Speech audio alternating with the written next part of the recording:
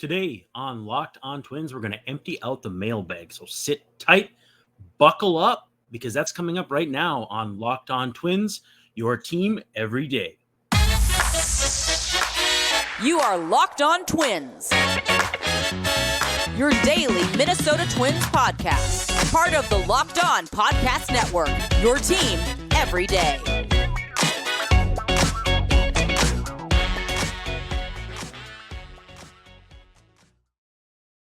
Well, hello again, and welcome back to Locked On Twins, part of the Locked On Sports Podcast Network, your team every day. My name is Brandon Warne, and today we are going to empty out the mailbag. So you have all sent just tremendous questions, and I'm going to get to as many of them as I can. Hopefully you checked out our crossover episode with Locked On Guardians that came out on Thursday. Had a little fun with the guys just talking about what we expect from each of our respective teams that we cover. So check that out. Next week, we'll be having a roundtable discussion, the entire division. So keep your eyes peeled for that as well. As a reminder, please be active in the comments if you can, if you feel like it. I'd like to have the conversation going in there, chat with you, you guys chat with me, bouncing some ideas off each other. We'll also end every episode with a question for the road that you can discuss in the comments as well. And if you have comments or questions that you'd like addressed on the show, don't hesitate to ask. Hit me up in the comments, Twitter, wherever you can get a hold of me, hit me up, and I will do my best to answer them either in a mailbag episode such as this one or in the third segment of all of our shows leading up to the regular season.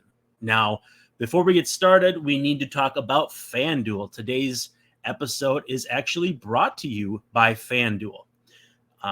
This episode FanDuel is the official sports book of Locked On. Make every moment more. Visit FanDuel.com/Locked On today to get started. If you are into March Madness, like a lot of people are, and if you're not, it'd be a good time to get into it. There's been a 1 seed and a 2 seed that have lost in the first round. Good time to get into it. What better way to get into it than to kind of feel your way through with a parlay? Again, FanDuel.com/Locked On to get started. Well, it's good to see you guys again. Let's just dive right into these questions. I think that you guys sent some really, really strong questions. The first one we're going to look at is Andrew Woodard wanting to know, is it strange that Byron Buxton has played 0 spring training games? I feel like, I feel like we've been kind of tiptoeing around the subject, not necessarily from a media standpoint, because I'm not down in Fort Myers, as you can probably tell if you're watching on YouTube. But I feel like the elephant in the room is, what does it mean? And my hope or my guess is that maybe he gets into the last 4, 5, 6 games almost like a rehab stint, and that basically he'll get enough swings, knock on wood, fingers crossed, to get his timing and everything. It sounds like he's been working hard on the backfields. So they're trying something different, I think, is basically the general approach, which, like they did with Paparesta, the trainer in the first place, if something's not working, why continue doing it? So I think it's a similar concept to what they've tried with Jorge Polanco, Alex Kirilloff. They're just backing off these guys. I don't know. Is hands off the right approach? Is hands on the right approach? Is somewhere in between the right approach? I feel like somewhere in between is kind of what they did before. So they're trying something different. Hopefully it pans out, because they need Byron Buxton badly this season to get wherever they're going. So would I call it strange? I would say a little, not a lot, but it's definitely got, me kind of raising my eyebrow. Let's just say that. Buxton Season wants to know, what will the Twins infield look like on opening day? And so I think that's an interesting question, because Jorge Polanco hasn't really shown us anything this spring, and we still don't really have an idea if Jose Miranda is going to be full-time at third base, if he's going to have to move around or anything like that. I guess what it's going to come down to is, does Donovan Solano play first base on opening day because Alex Kirilloff isn't ready? Does Jose Miranda move over and Kyle Farmer plays third? I'm assuming they'll face a righty, either Brady Singer or probably Zach Greinke on opening day. So I would assume it would be, their standard versus righty lineup. We don't have to consider that Kyle Farmer hits well against lefties or anything like that. So I'm going to go with, I hate to say it, but I kind of feel like Donovan Solano is going to be at first base. Jorge Polanco at second, Carlos Correa at short, Jose Miranda at third. I really want to say Alex Kirilloff at first base, but I feel like of the three guys who've been kind of held back this spring, Kirilloff is the one I have the least amount of optimism about. And it's not because of quality of play or type of player he is. It's just the wrist stuff is just such a nagging, prolonged injury to come back from. And he's had different procedures. He's had different, he's missed a lot of time from a wrist, which I'm sure has to be extremely frustrating because it's such a small part of your body on such a big guy, big, strong, powerful guy, but his wrist just won't hold up. So yeah, I'm going Donovan Solano at first, Jorge Polanco at second, Carlos Correa at short, and Jose Miranda at third. At Hovey Evan wants to know, Oliver Ortega has been looking pretty good in the small sample size of spring training. Is he likely to be in the running for that last reliever spot if he does well? Not really a name I've been thinking about that much. We did see Dennis Santana dropped from the 40-man roster and actually claimed by the Mets, who have had a run of bad luck if you've been under a rock not watching the World Baseball Classic. So it does open a 40-man spot. Now, does that 40-man spot go to someone like Ortega? I think it's more likely to go to someone like Jeff Hoffman or Danny Coulomb. They have kind of that bunch of really solid veteran non-roster invitee types, Jose De Leon. I think it's going to be one of those guys. Ortega is interesting. I mean, I thought the stuff was especially interesting, but I don't think he's at the forefront of that list. But again, I think he's in the conversation. Also, too, I mean, he's pitched well, but he's struck out coming into today, one batter in 4 innings. So he's not overpowering. He's given up a homer. 4 innings doesn't really tell us that much. Although I will say this, Baseball Reference's projections for him, 3.77 ERA in 43 innings with about a strikeout per inning and a 1.30 whip. You could do a lot worse than that. 5 home runs in 43 innings.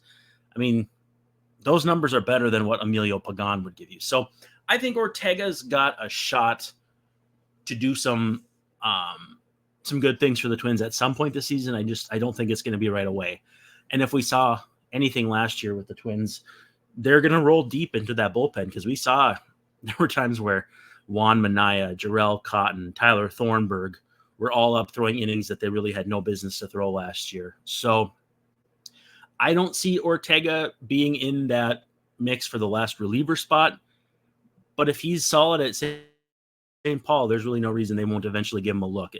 Again, knock on wood, they stay healthy and guys like Jorge Alcala come back and perform.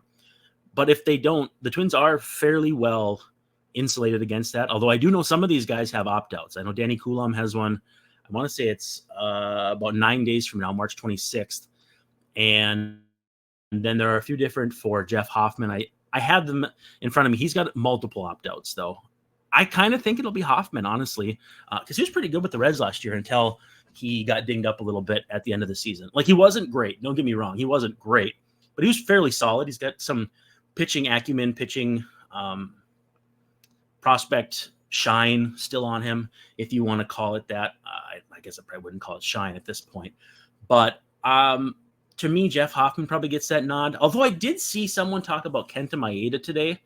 And, I got some grief over my Bailey Ober bullpen take, which was a bold take, I might add. It was not me trying to be like, this is going to happen. It was just me thinking out loud. We've seen Kenta work out of the bullpen before. That's a prime sticking point of why he wanted to kind of move on from the Dodgers in the first place. But now that he's in his mid-30s, now that he's coming off a Tommy John surgery, now that we don't know if it would be smarter to try get 100 innings out of him in 30 starts, 25 starts, as opposed to 60 innings from him in 55-ish relief appearances. I don't know what the right answer is because I don't know what you should be able to expect of a guy coming off TJ and a workload and how the roster spots all come together with guys who are out of options and that sort of thing. I mean, Kent is going to be a fairly important part of this team if he can stay healthy. I just don't know, guy's 35, I think. Is it asking too much of him to pitch a couple times a week? Sporadic usage, 2 days on, 1 day off, 1 day on, 1 day off, 1 day on, 3 days off. I don't know what the right answer is, but I guess that's a long-winded way of saying I don't think Oliver Ortega is going to be on the opening day roster, but I also am curious how the bullpen is going to shake out because, guys like Trevor McGill still have options. He was decent last year, but I don't think he's in any way a slam dunk. So we'll see. Before we move on to the rest of our questions in the second segment here, let's talk a little bit about Ultimate Pro Baseball GM. And if you haven't downloaded this game yet, you can go probaseballgm.com or look it up in your app stores, whatever phone you have. I downloaded it on my iPhone. It's an absolute blast. And our listeners get a 100% free boost to their franchise when they use the promo code Locked On. No space, all caps, Locked On in the game store. So Ultimate Baseball GM, promo code Locked On in all caps. I'm telling you, this is a fun game. It's not quite as in-depth as some of the other ones you've played, but for someone who maybe doesn't want to spend an entire day enthralled in one of these games, this is the game for you. So check it out. And let's talk to our friend Devlin here. He wants to know, what do we see as a problem area or an area of concern for the Twins this year? Maybe not the biggest or most obvious one, but one that could impact the season. I mean, what I like about this team is depth, and I've said that in multiple platforms, on this show, other shows, writing, you name it. And I still think that's true. But they have enough infield help that I think they could be okay if they lose a guy for a stretch. Obviously, Byron Buxton is really, I would say he's pretty make or break. The Twins have a pretty clear difference with when he's on the field and when he's not. But that one's kind of obvious. I still think that the rotation's a little too shaky injury-wise for me. I don't know how you address that. Like, I like Tyler Mahle. I like Sonny Gray. I love Pablo Lopez. Joe Ryan, awesome. Kenta Maeda, great. Bailey Ober, better than you could have ever expected. But most of those guys have missed time in the last year plus due to something. Like, Joe Ryan's been durable. Sonny Gray's in general fairly durable, but I think Pablo's pretty durable. But they're going to need Mahle. They're going to need Kenta or Bailey Ober because, and I know I don't subscribe to the idea that they have to have an ace, but if you go with depth, that depth has to suit you. I like Louis Varland. I like Simeon Woods Richardson. I think those guys can help you. And I think it's somewhat similar to what they did in 2019, where they rolled with depth. And then they had, Randy Dobnak, Lewis Thorpe. They had a number of guys on the outside looking in who had at least, actually, I think I'm wrong with Dobnak. It was Thorpe and a couple other guys with big league experience who were just kind of on the outside looking in. Anytime you can have that level of depth, that's great, but it still doesn't mean that you have that high-end pitcher who can kind of be your stopper. Do I think Pablo Lopez could be that guy? Possibly. I wouldn't say it's probable, but it's definitely possible. So for me, the rotation, again, if you lean on depth, it can pretty quickly be thinned out. With that said, I think they've got enough guys who can come up and help. It's just a matter of, that might be a fairly sizable drop-off if Sonny Gray or Tyler Mahle's out for a chunk of the season and you have to go to one of the kids. So depth in theory is good, but when it gets tested, you still have to answer the call, if that makes sense. But with that said, I really do like the depth of this team and think that they're in a good spot right now. It's hard for me to see too many glaring issues outside of, as we mentioned in the first segment, getting guys onto the field who haven't thus far in spring training. Brandon Walzer wants to know, do you believe Jorge Polanco is here through the end of the season? And he talks about injury history, possible walk year, infield depth. You talk about Brooks Lee, Royce Lewis, maybe helping the team in some form or fashion sooner rather than later. So Brandon Walzer says he thinks it's hard to imagine he's here until the end. So I still think that he's an important part of this team for this season. Honestly, I think he is here through the end of the season and possibly end of the contract with options and all that, just because he's one of their hitters that's he's established and he'll give you a good plate appearance almost every time. The troubles that we see with him and his swings when they get kind of wild is usually when his ankle isn't strong, and so he's kind of bailing out of the box and struggling pulling off pitches. I think the Twins still like him and value him enough that they would keep him here longer, unless things just go entirely sideways this year with some kind of injury or very significant skill erosion, which it could happen. Let's not rule anything out. I believe he turns 30 in a couple months here, so can't rule it out. But otherwise, I think he's here through the end of the season.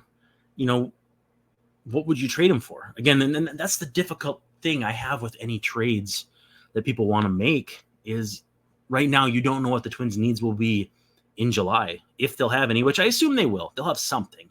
Good teams always have that one piece they'd like to add, whether it's because of injuries or because of guys not performing as you had hoped.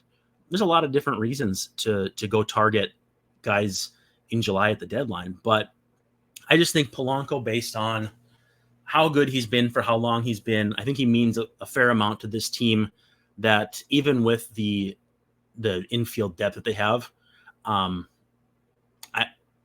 in the worst case, I feel like he could be bumped to kind of a utility role if, let's just say Brooks Lee or Royce Lewis sets the world on fire. And again, I know people listening hope that would be the case, and I think that would be great. But in that case, I think you're more along the lines of Solano getting bumped, or Kyle Farmer getting bumped, or Nick Gordon playing more outfield, that sort of thing. John Lano, he'll have to tell me how that's pronounced. If you could extend one of the impending free agents, not including Lopez, and in this case, I'm assuming he means Pablo, who would it be, and when would you try to sign them? Well, so let's bring up one of my favorite websites, COTS Contracts. So it's just COT' Contract. It's on Baseball Prospectus. It's actually run by a man who I worked with at Baseball Prospectus named Jeff Houston. I believe he's an attorney in Kansas City. So he has the free agents for the Twins this offseason. I'm just going to pull that up here. All right. So Sonny Gray, Joey Gallo, Tyler Mahle. This says Pablo Lopez ARB3. I'd have to check that. Michael Taylor, excuse me, Emilio Pagan, Kenta Maeda, Donovan Solano, and that's it. I feel like they might be missing something here. Either way, though, Tyler Mahle is my answer. But the problem is when. Because if you do it now, you can get out in front of if he has a possibly a very strong season. And that's what you hope for, but you can't bid based on what you hope for. You have to bid based on or structure a deal based on protecting yourself in the event that the shoulder flares up, the velo drops, and he has to have it cut open. Again, that's the last thing you want. But if it happens, that that's the difference between, let's say, a 5-year deal and 85 million, 75 million, and a bridge deal that's probably higher than Chris Paddock's, but not anywhere near that 5-year deal that he would get if he has the season he's capable of having this year. But if you wait, and again, I have no knowledge of if he's even interested in an extension right now, because he's a year from free agency. Sometimes guys are just like, I'll take my chances. Sometimes guys, and Mally's been one of them, they have some injury questions and they're like, all right, I'll hedge. I want to be $100 million pitcher, but if I'm not healthy and I'm a $30 million pitcher, over a longer term deal, split the difference, give me, 4 years, 72 million, and call it good. Not breaking the bank, but at the same time, it's a good year-to-year salary. To me, that would be a comfort zone with Mally if I had significant reason to believe his shoulder was good. I don't personally have that, but I hope that the Twins, in their finite wisdom, can run those checks and know how confident they are. But Tyler Mahle, for me, if you could sign him to a 4-year deal worth anywhere from 64 to 70 something, I'd be all over that. At 575, all over that, because I just think what he's capable of, if you get him moving in the right direction, is just some truly great things. All right, we'll wrap up with as many questions as we can get to in the third segment, but let's talk one more time about FanDuel. Again, March Madness going on, so there's a lot of opportunities to log on to FanDuel, use the promo code. Actually, no, it's FanDuel.com, and then all caps /LockedOn. First bet, no sweat first bet up to $1,000 in your bonus bets if you go to FanDuel.com /LockedOn. Make every moment more. We've seen some incredible moments so far in the NCAAs. The World Baseball Classic has been a lot of fun, as long as you're not a Mets fan. Lots of fun stuff going on across the sports landscape, and it's only going to heat up as baseball gets going. So again, go to FanDuel.com /LockedOn and get your no sweat first bet. Now let's take a few more questions before we get out of here. And I'm gonna say this screen name, and I'm gonna try not to laugh, and I'm gonna try not to be laughed at. Major Paynus, Paynus. Hold the applause, please. Wants to know, who is the most likely top 5 prospect to be included in a trade, and what position would you trade them for? So if we go to Twins top 30, I love the MLB Pipeline's top 30 list, just because it's easy to digest. It's easy to kind of see levels. They have the FV for value as far as scouting scores, 20 to 80, all that fun stuff. Out of the top 5, so this is the top 5: Brooks Lee, Royce Lewis, Emmanuel Rodriguez, Connor Prelip, and Matt Wallner. I don't see any way they trade Brooks Lee. At this point, really doesn't make any sense to trade Royce Lewis. I think they're smitten with Emmanuel Rodriguez. And I think Connor Prelip has too much left to show that he's all the way back for it to make sense. So by process of elimination, it's Matt Wallner, but I don't know how interested teams are going to be in a corner guy, big, strong guy whose profile is maybe Joey Gallo without as good a defense. I mean, that could be a mauler, masher corner outfielder, or it could be Daniel Palka. I don't know that teams are really lining up to give up a ton for that. Beyond that, though, I mean, Simeon Woods Richardson, Marco Raya, Misael Urbina, Matt Cantorino, Louis Varland. The list goes on, and I've maintained this. I know they traded a lot of prospect depth: Encarnacion Strand, Steer, Steve Hajar, all these guys that a lot of fans have grown attached to in some form or fashion. But they still have enough of a pipeline where they're going to have these guys as big leaguers. There's enough guys here, I think, that can be big league, if not difference makers. They can plug a very significant, very defined role in the big leagues, and probably in a fairly fairly quick fashion. I mean, Simeon Woods Richardson, he's only 22, but he is pretty close to a finished product. With that said, I could see the Twins trading him or Marco Raya, but the problem is that they have all these possible openings in the rotation next year based on impending free agents, Sonny Gray, Tyler Mahle, that you're probably hesitant to trade a Simeon Woods Richardson unless you're getting back a significant, very good starting pitcher with years of control. And what's hard for me to envision is who that is. Like, I know Twins fans would like, and I know the Twins themselves like and have liked Zach Gallen, but why would the Diamondbacks trade him? It doesn't make any sense.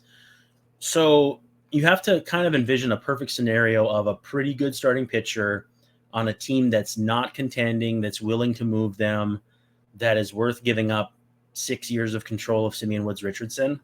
I mean, to me, someone like that might be like a Brady Singer of the Royals, which I don't think that's going to happen. You're in the division. They're a young team trying to make their way up using very good pitching pipeline.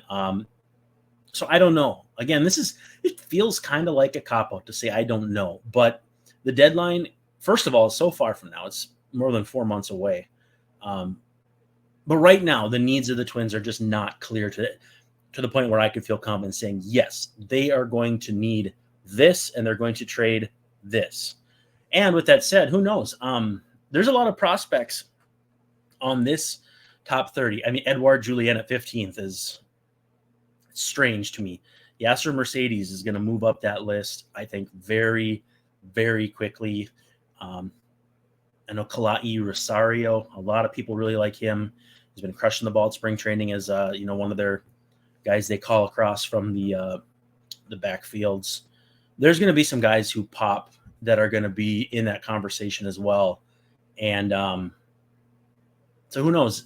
If come July the farm system looks a lot different and they need a starting pitcher, that might be the approach, is trading some of these guys kind of in that 5 to 10 range.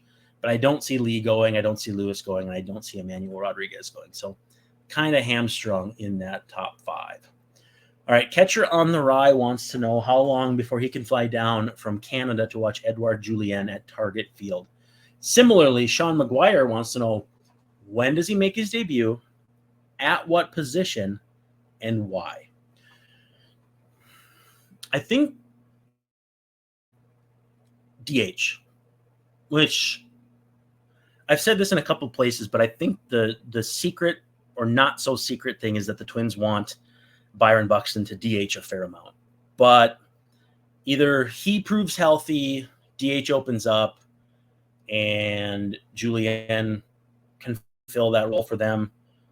First base could be an option. I don't know that you want Donovan Solano playing every day. He can put the ball in play, and he's a decent enough all-around player, but I think he's here to fill a very specific role as opposed to, oh, shoot, Alex Kirilloff is hurt. Who's going to play first base every day for 3 weeks, 4 weeks? So I would say DH first. DH is my first thought. First base is my second thought. I should clarify instead of just saying first. But it's probably going to be due to injury. If, let's say Alex Kirilloff gets dinged up, then, pretty quickly you have an opening, whether it's moving Miranda to first and having Julien at DH, any number of things. But I think Julien is fairly quickly. I kind of get like the Eddie Rosario vibe where he came up in I want to say it was May. And the plan was for him to not go back or to not stay. He was going to go back down based on someone being activated from the injured list. And eventually he ended up staying for quite a while. He got sent back down, I know, a little bit later because he had a real bad struggle, maybe a year in, something like that. But when I see Rosario coming up, making an impact right away with that first at bat home run and just kind of announcing his presence, I could see Julien doing something like that sometime in the first couple months of this season. Sean wants to know what middle infield prospects players do we keep or trade by July 2024. Too much really at this point to know. Prediction of the lineup on September 1st. I'll just say this. Let's talk about the infield, the future of this infield. I think at first it's probably Kirilloff or Miranda. At second, I think it's Brooks Lee. At short, it's Carlos Correa. And at third, I think it's Royce Lewis. But that's assuming everything pans out the way we think it will, the way we hope it will. And in that case, is Julien your DH? Is Larnach your right fielder? Is Buxton your center fielder? Who's your left fielder? Is it Rodriguez? Is it, whoever? Or is Kirilloff out there? I don't know. The nice thing is that they have enough of these young guys who they can plug and play, mix and match, that even though some of them have injury issues like Kirilloff, Larnach, you name it, they're going to be fairly well protected. Twins line up on September 1st. I don't even know it on June 1st. I'm not even sure May 1st, April 1st. Who knows? My hope would be that they stay mostly healthy so that guys like Kyle Farmer and Donovan Solano are chomping at the bit to get in there more than twice a week. But there's just so much we don't know right now. So sorry, Sean. I hope that's not a cop-out. And then Devlin. We'll finish with Devlin. He wants to know if we think making the change at trainer will have a positive impact. I do. Part of it is there's nowhere to go but up. So it'll be hard to know the effect until a couple years have passed, assuming he stays a couple years, because coaching staffs can be fickle that way. Garvin Alston was the pitching coach for a little while, and then it just kind of wasn't anymore. Then they brought in Wes Johnson, and he was solid, and then decided to leave middle of the season. So I don't know if we'll have that 2-3 year sample size to really get a feel for how much it helped. And part of it too, like we talked about this, I don't remember if it was the crossover episode or what it was, but Paparazzi's coming over from Oakland, which was a young team. Do young teams get injured less? Cleveland got injured less. Was it because they were so young last year? Chicken and egg, that sort of thing. But I think the fact that they're trying something different and they targeted a trainer for a team that was relatively healthy last year is at least trying. It's taking a step in the right direction. Again, the definition of insanity is doing the same thing over and over again and expecting a different result. Goes to show with Byron Buxton. It goes to show with how they've handled those guys this spring. I don't know. Jury is still out. But, when Buxton's only played 100 games once in his career, even though he has a contract for $100 million, part of you is like, what do you have to lose by trying something different? So I do think that it will be a positive impact, whether that impact is by definition of it couldn't be any worse, or it's an actual positive impact that we will see as fans. I think it's going to be a positive impact, but I think it's going to take a while for us to really get a feel for why it's positive, what made it positive. And for me, I'm a process guy too. Like, the results matter. Wins and losses matter. But you can't just say we're going to go out and win. It's how are you going to score more runs than the other team? How are you going to pitch better than the other team? And so the process that goes into that, the process that goes into staying healthy is complicated. It really is. So I'm curious, I'm excited, and hopeful. All right. So the question for the road tonight, as we let you go, who do you think is more likely to be on the Twins after the deadline, Max Kepler or Jorge Polanco? We did talk about Polanco for a minute, and Kepler was on the trade block all off season long. Seems like he'd be the slam dunk answer. However, I think the Twins are deeper in the infield. So if you were trading from a position of strength, you'd probably be more apt to trade Polanco. Again, he's probably going to have more value as far as a trade chip. But beyond that, I don't know. I mean, Kepler would feel like a slam dunk, but he didn't get traded this offseason when it felt like he was a slam dunk. And if he has another bad year, what's even going to be the point? Let him play it out and move on if nobody's going to give anything. So I'm not sure where I stand on that, but I'd love to hear from you in the comments if you think Max Kepler or Jorge Polanco is more likely to be a Twin after the 2023 trade deadline. Now, with all that said, that is a wrap for this edition of Locked On Twins. Thanks for hanging out, and make sure you follow at Locked On Twins on Twitter, at Locked On MIN for Locked On Minnesota, and at Brandon_WARNE, as you see on your screen if you're watching on YouTube. Subscribe, give us 5 stars, like on YouTube, subscribe on YouTube, Apple Podcasts, Google Play, Spotify. I don't know. There's a lot of ways to get your podcasts, however you're getting them. If you can give us a review, we would be delighted. It helps us out so much on the charts and all that kind of stuff. So then hang out in the comments section with me, and we'll talk about whatever you want to talk about. So that's it. This is Brandon Warne signing off, saying thank you so much. And don't forget to stop by Monday. Have a freaking weekend.